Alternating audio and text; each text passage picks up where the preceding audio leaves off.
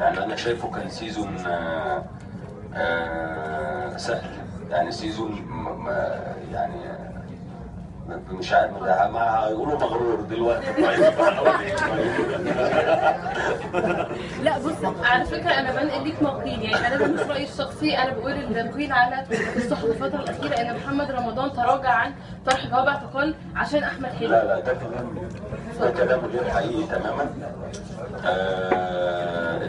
الفيلم يعني كان فيه مشاكل رقابيه على السيناريو، وده اللي عطل تصوير الفيلم فتره طويله حوالي 25 يوم، هم دول اللي خلونا ما نلحقش.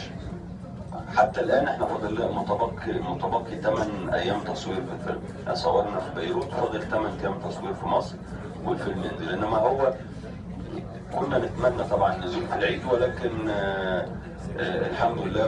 وانا مش متسارع فكره سيزون، يعني انا كمان ما يعني في مرحله تحت المجهر، يعني الناس دلوقتي مركزه جدا ايه المشروع القادم، فما ينفعش تعمل باستعجال عشان الحق سيزون او عشان كده. دي مرحله فارقه في حياتي.